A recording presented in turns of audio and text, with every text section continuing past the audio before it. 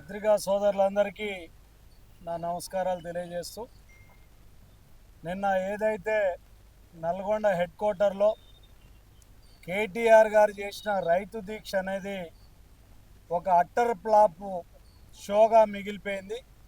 ఒక కామెడీ షోను మరిపించే విధంగా ఇవాళ కేటీఆర్ది చూస్తే ఆయన ఉనికి కోసం పార్టీలో బావా బామ్మర్దులు బిల్లా రంగాలు ఆ పార్టీ అధిష్టానం కావాలని చెప్పి ఆ పార్టీ అధ్యక్ష పదవినో అసెంబ్లీలో లీడర్షిప్ కావాలని కొట్లాడుకున్న విధంగా ఉంది తప్ప బీఆర్ఎస్ ఉనికి కోసం, కేటీఆర్ ఉనికి కోసం ఈరోజు రైతు దీక్ష అని చెప్పి మొసలి కన్నీరు గారుస్తున్న పరిస్థితిని ఈరోజు రైతులు కానీ ప్రజలు కానీ గమనిస్తున్నారు.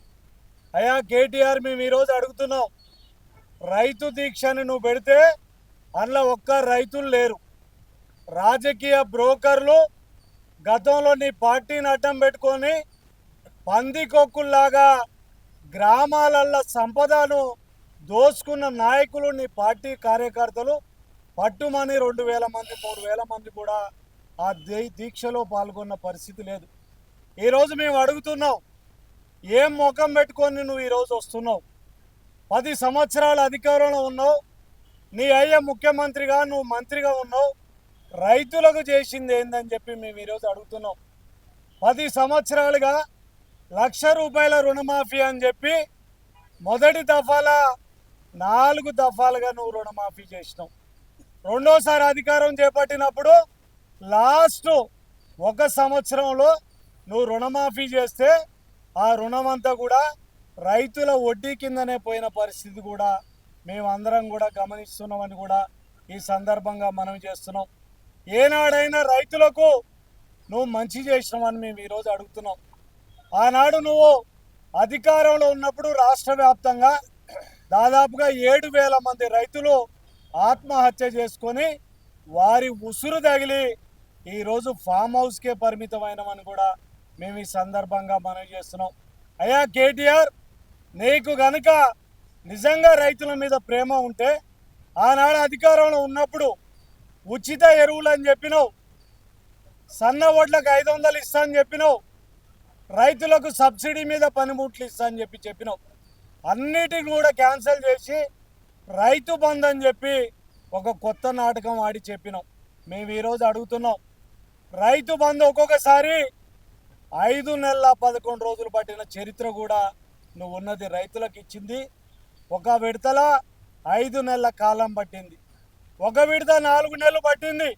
కానీ ఈరోజు మా రేవంత్ రెడ్డి గారు 1 నెల టైంలో రైతులందరికీ కూడా రైతు భరోసా ఇస్తా అంటే ఈరోజు గాండ్రిస్తున్నావు, మొరుగుతున్నావు.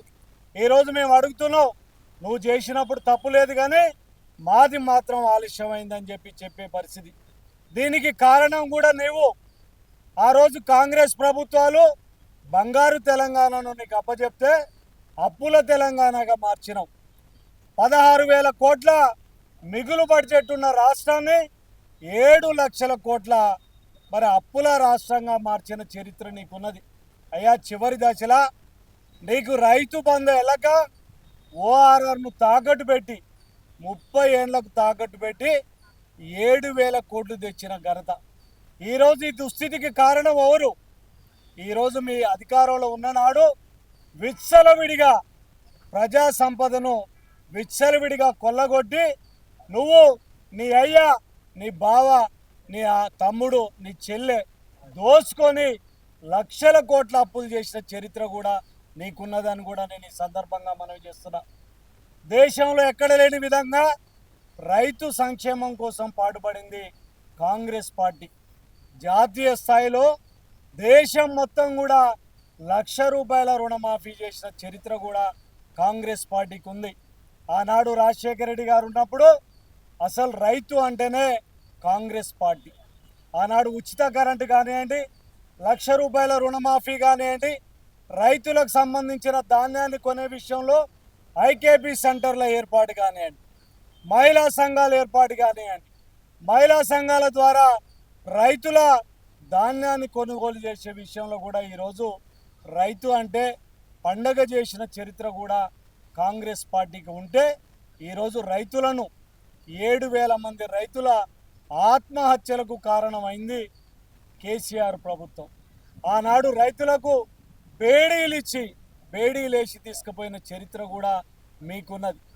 ఈరోజు రేవంత్ రెడ్డి గారు 2 లక్షల రుణమాఫీని ఒకే దఫాల, ఈరోజు వీళ్ళ కళ్ళుండి కనపడతలేవా, ఒక గ్లోబల్ ప్రచారం చేయాలని.